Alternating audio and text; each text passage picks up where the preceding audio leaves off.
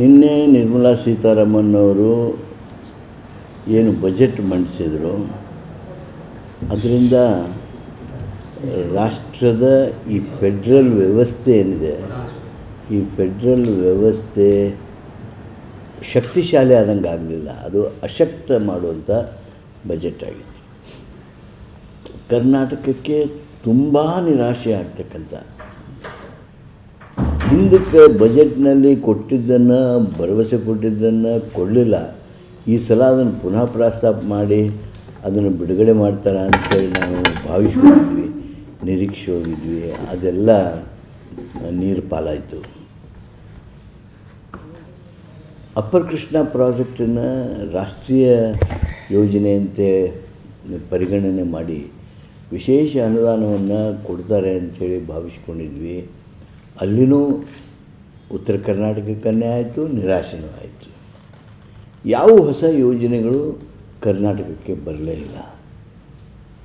ಏನಿದ್ರ ಅರ್ಥ? ಇದನ್ನು ನೀವು ಒಟ್ಟಾರೆ ನೋಡಿದಾಗ ನೀವು ಬಿಹಾರದ ಚುನಾವಣಾ ಘೋಷಣಾ ಪತ್ರ ಆಗಿದೆ.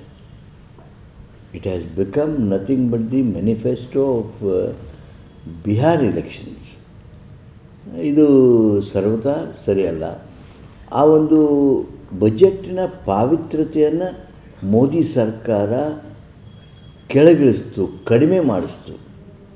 ಈ ರೀತಿಯಾಗಿರ್ತಕ್ಕಂಥ ಬಜೆಟ್ ಮಂಡನೆ ಮೂಲಕ ರಾಷ್ಟ್ರದ ಜನರಲ್ಲಿ, ಜಾಗೃತ ಮನಸ್ಸುಗಳಲ್ಲಿ ಇದು ದಿಸ್ ಈಸ್ ನಥಿಂಗ್ ಬಟ್ ಮೆಮಾನಿ ಅಂತಾರಲ್ಲ, ಹೆಂಗೆ ಬೇಕು ಹಂಗೆ ಮಾಡೋದು ಅಂತಾರಲ್ಲ, ಹಂಗೆ ಆಗಬಾರ್ದು. ತತ್ವ ಸಿದ್ಧಾಂತಗಳ ಮೇಲೆ ಆಧಾರ ಆಗಬೇಕು, ನಿಯಮಗಳು ಇರಬೇಕು, ಪ್ಯಾರಾಮೀಟರ್ಸ್ ಇರಬೇಕು, ಎಲ್ಲ ರಾಜ್ಯಗಳಿಗೂ ಸಿಗಬೇಕು. ಏನು ಹೇಳ್ತೀರಿ ನೀವು ಕರ್ನಾಟಕದವ್ರಿಗೆ? ಏನು ಹೇಳ್ತೀರಿ ಕರ್ನಾಟಕದವ್ರಿಗೆ? ಇಲ್ಲ ನಿಮಗೆ ಕೊಡಲಿಲ್ಲ, ಏನದು ಹಂಗೆ? ಹಿಂದಕ್ಕೆ ನೀವಿದ್ದಾಗ ಕೊಟ್ಟಿಲ್ಲ, ಅದು ಉತ್ತರನ? ಇಷ್ಟೆಲ್ಲ ದೊಡ್ಡ ದೊಡ್ಡ ಭರವಸೆಗಳನ್ನು ಕೊಟ್ಟು ಹೋದ್ರಲ್ಲ, ಏನು ಹೊಸ ಯಾವುದಾದ್ರೂ ಸಂಸ್ಥೆ ತಂದರೆ ಕರ್ನಾಟಕಕ್ಕೆ? ಏನು ಮಾಡಿದಿರಿ?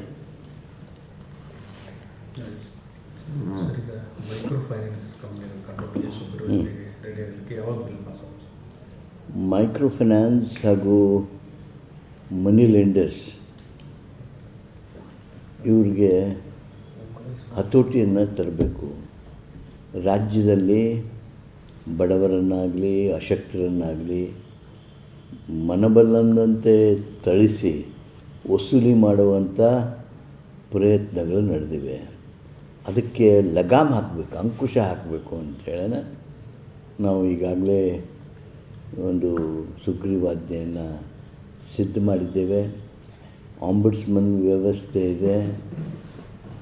ಅದರ ಜೊತೆಗೇ ಪೊಲೀಸರಿಗೆ ವಿಶೇಷ ಅಧಿಕಾರವನ್ನು ಹೆಚ್ಚು ಮಾಡ್ತಕ್ಕಂಥದ್ದನ್ನು ಮಾಡ್ತಾಯಿದ್ದೀವಿ. ಜನರ ಗೌರವ, ಜನರ ಬದುಕಿಗೆ ಆತಂಕ ಮಾಡ್ತಕ್ಕಂಥ ವಸೂಲಿ ಪ್ರಕ್ರಿಯೆಯನ್ನು ನಾವು ಒಪ್ಪೋದಿಲ್ಲ.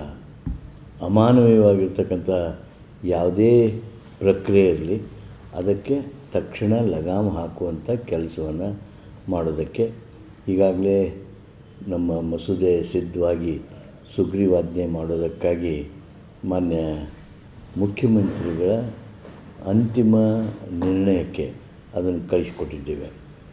ರಾಜ್ಯಪಾಲರಿಗೆ ಹೋಗುವ ಮೊದಲು ನಾವು ಸಿದ್ಧಪಡಿಸಿರ್ತಕ್ಕಂಥ ಮಸೂದೆಯನ್ನು ಅಂತಿಮವಾಗಿ ಮೊನ್ನೆ ಮುಖ್ಯಮಂತ್ರಿಗಳು ನೋಡಿ ಅವರಿಗೆ ನಾವು ಪರಮಾಧಿಕಾರ ಕೊಟ್ಟಿದ್ದೇವೆ.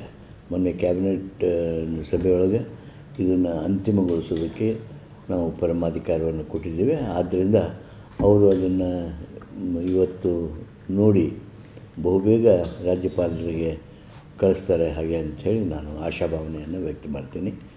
ಒಟ್ಟಾರೆ ರಾಜ್ಯದಲ್ಲಿ ನಡೆದಿರ್ತಕ್ಕಂಥ ಈ ಒಂದು ಆತ್ಮಹತ್ಯೆ ಅನ್ರಿ ಅಥವಾ ಅವ್ರ ಮೇಲೆ ಇರ್ತಕ್ಕಂಥ ಹಲ್ಲೆ ಅನ್ರಿ, ಅವರು ಇಷ್ಟೇ ಹೇಳೋದಕ್ಕೆ ಬಯಸ್ತೀನಿ ನಾನು, ನೀವು ನಿಶ್ಚಿಂತವಾಗಿರಿ. ನಿಮ್ಮ ಮೇಲೆ ಹಲ್ಲೆ ಮಾಡುವಂಥ ಯಾವುದೇ ಪ್ರಯತ್ನಗಳಿಗೆ ನಮ್ಮ ಸರ್ಕಾರ ನಿಮಗೆ ಬಲ ಕೊಡ್ತದೆ, ರಕ್ಷಣೆ ಕೊಡ್ತದೆ ಅನ್ನೋದನ್ನು ಹೇಳೋದಕ್ಕೆ ಬಯಸ್ತೀನಿ. ಸರ್, ಕೆಲವು RBI ಗೈಡ್ಲೈನ್ಸ್ಗಳನ್ನು ಫಾಲೋ ಮಾಡಬೇಕಾಗುತ್ತೆ, ಕೆಲವು ಸ್ಟಾಪ್ಗಳಿಲ್ಲ, ಸರಿಯಾದಂಥ ವ್ಯವಸ್ಥೆನೇ ಸೆಂಟ್ರಲ್ ಗೌರ್ಮೆಂಟ್ ಕಂಟ್ರೋಲ್ ಇರುತ್ತೆ, ಕೊಟ್ಟಿಲ್ಲ ಅಂತ. ನೋಡಿ, ಕೇಂದ್ರ ಸರ್ಕಾರದ ಬಜೆಟ್ನೊಳಗೆ ನಾವೆಲ್ಲ ಅಪೇಕ್ಷೆ ಮಾಡ್ತಾಯಿದ್ವಿ. ಯಾಕಂದ್ರೆ ದಿವಸ ಒಂದು ಎರಡು ಆತ್ಮಹತ್ಯೆಗಳಾಗ್ತಿದ್ವಲ್ಲ. ಈ ಮೈಕ್ರೋ ಫೈನಾನ್ಸ್ ಸೆಂಟ್ರಲ್ ಗೌರ್ಮೆಂಟ್ ಆಧೀನದಲ್ಲಿರ್ತಕ್ಕಂಥದ್ದು, ರಿಸರ್ವ್ ಬ್ಯಾಂಕಿನ ಆಧೀನದಲ್ಲಿರ್ತಕ್ಕಂಥ ಸಂಸ್ಥೆಗಳಿಗೆ ಏನಾದರೂ ಹಣಕಾಸರ ಕೊಡಲಿ ಅಥವಾ ಏನಾದರೂ ನಿಯಮಗಳನ್ನು ಮಾಡಲಿ, ಈ ಕೆಟ್ಟ ವ್ಯವಸ್ಥೆಯನ್ನು ಸರಿಪಡಿಸೋ ಪ್ರಯತ್ನ ಮಾಡ್ತಾರೆ ಅಂತ ತಿಳ್ಕೊಂಡ್ವಿ. ಒಂದು ಮಾತು ಅದರ ಬಗ್ಗೆ ಪ್ರಸ್ತಾಪ ಮಾಡಲಿ. ಜನ ಸಾಯುವ ಸನ್ನಿವೇಶ ಇದ್ದಾಗ ಒಂದು ಮಾತು ಅದರ ಬಗ್ಗೆ ಹೇಳಿಲ್ಲ. ಈಗ ನಾವು ನಮ್ಮ ರಾಜ್ಯದ ಆಧೀನದಲ್ಲಿ ಬರ್ತಿರ್ತಕ್ಕಂಥ ಅರ್ಧದಷ್ಟು ಭಾಗಕ್ಕೆ ನಾವು ನಮ್ಮ ಕ್ರಮ ಇಡ್ಬೋದು. ನಾವು ಉಳಿದ ಅರ್ಧ ಭಾಗ ಏನಿದೆ ಅವು ಗೌರ್ಮೆಂಟ್ ಆಫ್ ಇಂಡಿಯಾದ ಕೈ ಕೆಳಗೆ ಬರ್ತಕ್ಕಂಥದ್ದು. ಅವುಗಳ ಬಗ್ಗೆ ಏನಾದರೂ ಅವರು ಉಪಾಯ ಹೇಳಬೇಕು ಅಂತೇಳಿ ನಿರೀಕ್ಷೆ ಮಾಡ್ತಿದ್ದರು, ಜನ ನಿರೀಕ್ಷೆ ಮಾಡ್ತಿದ್ದರು, ನಾವೆಲ್ಲ ನಿರೀಕ್ಷೆ ಮಾಡ್ತಿದ್ವಿ. ಆ ನಿರಾಶೆ ಎಲ್ಲ ಇವತ್ತು ಹುಸಿಯಾಗಿದೆ. ರಾಜ್ಯ ಸರ್ಕಾರದ ವ್ಯಾಪ್ತಿಯಲ್ಲಿರ್ತಕ್ಕಂಥ ಏನು ಈ ವ್ಯವಹಾರಗಳಿರ್ತವೆ ಅವುಗಳಿಗೆ ಸೂಕ್ತವಾಗಿರ್ತಕ್ಕಂಥ ಲಗಾಮ್ ಹಾಕೋದಕ್ಕೆ ಸುಗ್ರೀವಾಜ್ಞೆ ಬೇಗ ಬರಲಿದೆ. ನೋಡಿದೆ, ಪತ್ರಿಕೆಯಲ್ಲಿ ನೋಡಿದೆ, ಟಿ ವಿಯಲ್ಲಿ ನೋಡಿದೆ. ಅವ್ರು ಯಾಕೆ ರಾಜೀನಾಮೆ ಕೊಟ್ಟರು ನನಗೆ ಗೊತ್ತಿಲ್ಲ. ಮಾನ್ಯ ಮುಖ್ಯಮಂತ್ರಿಗಳು ಅವ್ರನ್ನ ಕರೆದು ಮಾತಾಡ್ತೇವೆ ಅಂತ ಹೇಳಿದ್ದಾರೆ. ಅವರು ಸ್ನೇಹಿತರು ಕರೆದು ಮಾತಾಡ್ತಾರೆ. ನಿನ್ನೆ ನಿರ್ಮಲಾ ಸೀತಾರಾಮನ್ ಅವರು ಏನು ಬಜೆಟ್ ಮಂಡಿಸಿದರು, ಅದರಿಂದ ರಾಷ್ಟ್ರದ ಈ ಫೆಡ್ರಲ್ ವ್ಯವಸ್ಥೆ ಏನಿದೆ, ಈ ಫೆಡ್ರಲ್ ವ್ಯವಸ್ಥೆ ಶಕ್ತಿಶಾಲಿ ಆದಂಗೆ ಆಗಲಿಲ್ಲ, ಅದು ಅಶಕ್ತ ಮಾಡುವಂಥ ಬಜೆಟ್ ಆಗಿತ್ತು. ಕರ್ನಾಟಕಕ್ಕೆ ತುಂಬ ನಿರಾಶೆ ಆಗ್ತಕ್ಕಂಥ, ಹಿಂದಕ್ಕೆ ಬಜೆಟ್ನಲ್ಲಿ ಕೊಟ್ಟಿದ್ದನ್ನು, ಭರವಸೆ ಕೊಟ್ಟಿದ್ದನ್ನು ಕೊಡಲಿಲ್ಲ. ಈ ಸಲ ಅದನ್ನು ಪುನಃ ಪ್ರಸ್ತಾಪ ಮಾಡಿ ಅದನ್ನು ಬಿಡುಗಡೆ ಮಾಡ್ತಾರೆ ಅಂತೇಳಿ ನಾವು ಭಾವಿಸ್ಕೊಂಡಿದ್ವಿ, ನಿರೀಕ್ಷೆ ಹೋಗಿದ್ವಿ. ಅದೆಲ್ಲ ನೀರು ಪಾಲಾಯಿತು. ಅಪ್ಪರ್ ಕೃಷ್ಣ ಪ್ರಾಜೆಕ್ಟನ್ನು ರಾಷ್ಟ್ರೀಯ ಯೋಜನೆಯಂತೆ ಪರಿಗಣನೆ ಮಾಡಿ ವಿಶೇಷ ಅನುದಾನವನ್ನು ಕೊಡ್ತಾರೆ ಅಂಥೇಳಿ ಭಾವಿಸ್ಕೊಂಡಿದ್ವಿ. ಅಲ್ಲಿನೂ ಉತ್ತರ ಕರ್ನಾಟಕಕ್ಕನ್ನೇ ಆಯಿತು, ನಿರಾಶೆನೂ ಆಯಿತು. ಯಾವ ಹೊಸ ಯೋಜನೆಗಳು ಕರ್ನಾಟಕಕ್ಕೆ ಬರಲೇ ಇಲ್ಲ. ಏನಿದ್ರ ಅರ್ಥ? ಇದನ್ನು ನೀವು ಒಟ್ಟಾರೆ ನೋಡಿದಾಗ ನೀವು ಬಿಹಾರದ ಚುನಾವಣಾ ಘೋಷಣಾ ಪತ್ರ ಆಗಿದೆ. It has become nothing but the manifesto of Bihar elections. ಇದು ಸರ್ವತಾ ಸರಿಯಲ್ಲ. ಆ ಒಂದು ಬಜೆಟ್ಟಿನ ಪಾವಿತ್ರ್ಯತೆಯನ್ನು ಮೋದಿ ಸರ್ಕಾರ ಕೆಳಗಿಳಿಸ್ತು, ಕಡಿಮೆ ಮಾಡಿಸ್ತು. ಈ ರೀತಿಯಾಗಿರ್ತಕ್ಕಂಥ ಬಜೆಟ್ ಮಂಡನೆ ಮೂಲಕ ರಾಷ್ಟ್ರದ ಜನರಲ್ಲಿ, ಜಾಗೃತ ಮನಸ್ಸುಗಳಲ್ಲಿ ಇದು this is nothing but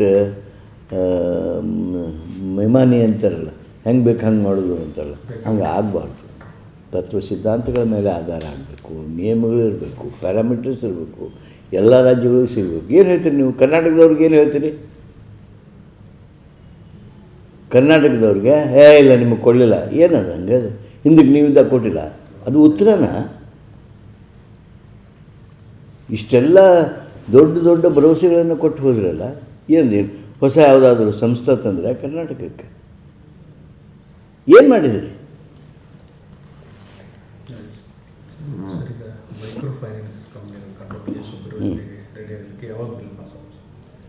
micro finance ಹಾಗೂ ಮನಿ ಲೆಂಡರ್ಸ್ ಇವ್ರಿಗೆ ಹತೋಟಿಯನ್ನು ತರಬೇಕು. ರಾಜ್ಯದಲ್ಲಿ ಬಡವರನ್ನಾಗಲಿ ಅಶಕ್ತರನ್ನಾಗಲಿ ಮನಬಲ್ಲಂದಂತೆ ಥಳಿಸಿ ವಸೂಲಿ ಮಾಡುವಂಥ ಪ್ರಯತ್ನಗಳು ನಡೆದಿವೆ. ಅದಕ್ಕೆ ಲಗಾಮ್ ಹಾಕಬೇಕು, ಅಂಕುಶ ಹಾಕಬೇಕು ಅಂಥೇಳಿ ನಾವು ಈಗಾಗಲೇ ಒಂದು ಸುಗ್ರೀವಾಜ್ಞೆಯನ್ನು ಸಿದ್ಧ ಮಾಡಿದ್ದೇವೆ. ಆಂಬುಡ್ಸ್ಮನ್ ವ್ಯವಸ್ಥೆ ಇದೆ. ಅದರ ಜೊತೆಗೇ ಪೊಲೀಸರಿಗೆ ವಿಶೇಷ ಅಧಿಕಾರವನ್ನು ಹೆಚ್ಚು ಮಾಡ್ತಕ್ಕಂಥದ್ದನ್ನು ಮಾಡ್ತಾಯಿದ್ದೀವಿ. ಜನರ ಗೌರವ, ಜನರ ಬದುಕಿಗೆ ಆತಂಕ ಮಾಡ್ತಕ್ಕಂಥ ವಸೂಲಿ ಪ್ರಕ್ರಿಯೆಯನ್ನು ನಾವು ಒಪ್ಪೋದಿಲ್ಲ. ಅಮಾನವೀಯವಾಗಿರ್ತಕ್ಕಂಥ ಯಾವುದೇ ಪ್ರಕ್ರಿಯೆ ಇರಲಿ, ಅದಕ್ಕೆ ತಕ್ಷಣ ಲಗಾಮ್ ಹಾಕುವಂಥ ಕೆಲಸವನ್ನು ಮಾಡೋದಕ್ಕೆ ಈಗಾಗಲೇ ನಮ್ಮ ಮಸೂದೆ ಸಿದ್ಧವಾಗಿ ಸುಗ್ರೀವಾಜ್ಞೆ ಮಾಡೋದಕ್ಕಾಗಿ ಮಾನ್ಯ ಮುಖ್ಯಮಂತ್ರಿಗಳ ಅಂತಿಮ ನಿರ್ಣಯಕ್ಕೆ ಅದನ್ನು ಕಳಿಸ್ಕೊಟ್ಟಿದ್ದೇವೆ. ರಾಜ್ಯಪಾಲರಿಗೆ ಹೋಗುವ ಮೊದಲು ನಾವು ಸಿದ್ಧಪಡಿಸಿರ್ತಕ್ಕಂಥ ಮಸೂದೆಯನ್ನು ಅಂತಿಮವಾಗಿ ಮೊನ್ನೆ ಮುಖ್ಯಮಂತ್ರಿಗಳು ನೋಡಿ ಅವರಿಗೆ ನಾವು ಪರಮಾಧಿಕಾರ ಕೊಟ್ಟಿದ್ದೇವೆ. ಮೊನ್ನೆ ಕ್ಯಾಬಿನೆಟ್ ಸಭೆಯೊಳಗೆ ಇದನ್ನು ಅಂತಿಮಗೊಳಿಸೋದಕ್ಕೆ ನಾವು ಪರಮಾಧಿಕಾರವನ್ನು ಕೊಟ್ಟಿದ್ದೇವೆ. ಆದ್ದರಿಂದ ಅವರು ಅದನ್ನು ಇವತ್ತು ನೋಡಿ ಬಹುಬೇಗ ರಾಜ್ಯಪಾಲರಿಗೆ ಕಳಿಸ್ತಾರೆ ಹಾಗೆ ಅಂಥೇಳಿ ನಾನು ಆಶಾಭಾವನೆಯನ್ನು ವ್ಯಕ್ತ ಮಾಡ್ತೀನಿ. ಒಟ್ಟಾರೆ ರಾಜ್ಯದಲ್ಲಿ ನಡೆದಿರ್ತಕ್ಕಂಥ ಈ ಒಂದು ಆತ್ಮಹತ್ಯೆ ಅನ್ರಿ ಅಥವಾ ಅವ್ರ ಮೇಲೆ ಇರ್ತಕ್ಕಂಥ ಹಲ್ಲೆ ಅನ್ರಿ, ಅವರು ಇಷ್ಟೇ ಹೇಳೋದಕ್ಕೆ ಬಯಸ್ತೀನಿ ನಾನು, ನೀವು ನಿಶ್ಚಿಂತವಾಗಿರಿ. ನಿಮ್ಮ ಮೇಲೆ ಹಲ್ಲೆ ಮಾಡುವಂಥ ಯಾವುದೇ ಪ್ರಯತ್ನಗಳಿಗೆ ನಮ್ಮ ಸರ್ಕಾರ ನಿಮಗೆ ಬಲ ಕೊಡ್ತದೆ, ರಕ್ಷಣೆ ಕೊಡ್ತದೆ ಅನ್ನೋದನ್ನು ಹೇಳೋದಕ್ಕೆ ಬಯಸ್ತೇನೆ. ಸರ್, ಕೆಲವು RBI ಗೈಡ್ಲೈನ್ಸ್ಗಳನ್ನು ಫಾಲೋ ಮಾಡಬೇಕಾಗುತ್ತೆ, ಕೆಲವು ಸ್ಟಾಪ್ಗಳಿಲ್ಲ, ಸರಿಯಾದಂಥ ವ್ಯವಸ್ಥೆನೇ ಸೆಂಟ್ರಲ್ ಗೌರ್ಮೆಂಟ್ ಕಂಟ್ರೋಲ್ ಇರುತ್ತೆ, ಕೊಟ್ಟಿಲ್ಲ ಅಂತ. ನೋಡಿ, ಕೇಂದ್ರ ಸರ್ಕಾರದ ಬಜೆಟ್ನೊಳಗೆ ನಾವೆಲ್ಲ ಅಪೇಕ್ಷೆ ಮಾಡ್ತಾಯಿದ್ವಿ. ಯಾಕಂದ್ರೆ ದಿವಸ ಒಂದು ಎರಡು ಆತ್ಮಹತ್ಯೆಗಳಾಗ್ತಿದ್ವಲ್ಲ. ಈ ಮೈಕ್ರೋ ಫೈನಾನ್ಸ್ ಸೆಂಟ್ರಲ್ ಗೌರ್ಮೆಂಟ್ ಆಧೀನದಲ್ಲಿರ್ತಕ್ಕಂಥದ್ದು, ರಿಸರ್ವ್ ಬ್ಯಾಂಕಿನ ಆಧೀನದಲ್ಲಿರ್ತಕ್ಕಂಥ ಸಂಸ್ಥೆಗಳಿಗೆ ಏನಾದರೂ ಹಣಕಾಸರ ಕೊಡಲಿ ಅಥವಾ ಏನಾದರೂ ನಿಯಮಗಳನ್ನು ಮಾಡಲಿ, ಈ ಕೆಟ್ಟ ವ್ಯವಸ್ಥೆಯನ್ನು ಸರಿಪಡಿಸೋ ಪ್ರಯತ್ನ ಮಾಡ್ತಾರೆ ಅಂತ ತಿಳ್ಕೊಂಡ್ವಿ. ಒಂದು ಮಾತು ಅದರ ಬಗ್ಗೆ ಪ್ರಸ್ತಾಪ ಮಾಡಲಿ. ಜನ ಸಾಯುವ ಸನ್ನಿವೇಶ ಇದ್ದಾಗ ಒಂದು ಮಾತು ಅದರ ಬಗ್ಗೆ ಹೇಳಿಲ್ಲ. ಈಗ ನಾವು ನಮ್ಮ ರಾಜ್ಯದ ಆಧೀನದಲ್ಲಿ ಬರ್ತಿರ್ತಕ್ಕಂಥ ಅರ್ಧದಷ್ಟು ಭಾಗಕ್ಕೆ ನಾವು ನಮ್ಮ ಕ್ರಮ ಇಡ್ಬೋದು. ನಾವು ಉಳಿದ ಅರ್ಧ ಭಾಗ ಏನಿದೆ ಅವು ಗೌರ್ಮೆಂಟ್ ಆಫ್ ಇಂಡಿಯಾದ ಕೈ ಕೆಳಗೆ ಬರ್ತಕ್ಕಂಥದ್ದು. ಅವುಗಳ ಬಗ್ಗೆ ಏನಾದರೂ ಅವರು ಉಪಾಯ ಹೇಳಬೇಕು ಅಂತೇಳಿ ನಿರೀಕ್ಷೆ ಮಾಡ್ತಿದ್ದರು, ಜನ ನಿರೀಕ್ಷೆ ಮಾಡ್ತಿದ್ದರು, ನಾವೆಲ್ಲ ನಿರೀಕ್ಷೆ ಮಾಡ್ತಿದ್ವಿ. ಆ ನಿರಾಶೆ ಎಲ್ಲ ಇವತ್ತು ಹುಸಿಯಾಗಿದೆ. ರಾಜ್ಯ ಸರ್ಕಾರದ ವ್ಯಾಪ್ತಿಯಲ್ಲಿರ್ತಕ್ಕಂಥ ಏನು ಈ ವ್ಯವಹಾರಗಳಿರ್ತವೆ ಅವುಗಳಿಗೆ ಸೂಕ್ತವಾಗಿರ್ತಕ್ಕಂಥ ಲಗಾಮ್ ಹಾಕೋದಕ್ಕೆ ಸುಗ್ರೀವಾಜ್ಞೆ ಬೇಗ ಬರಲಿದೆ. ನೋಡಿದೆ, ಪತ್ರಿಕೆಯಲ್ಲಿ ನೋಡಿದೆ, ಟಿ ವಿಯಲ್ಲಿ ನೋಡಿದೆ. ಅವ್ರು ಯಾಕೆ ರಾಜೀನಾಮೆ ಕೊಟ್ಟರು ನನಗೆ ಗೊತ್ತಿಲ್ಲ. ಮಾನ್ಯ ಮುಖ್ಯಮಂತ್ರಿಗಳು ಅವ್ರನ್ನ ಕರೆದು ಮಾತಾಡ್ತೇವೆ ಅಂತ ಹೇಳಿದ್ದಾರೆ. ಅವರು ಸ್ನೇಹಿತರು ಕರೆದು ಮಾತಾಡ್ತಾರೆ.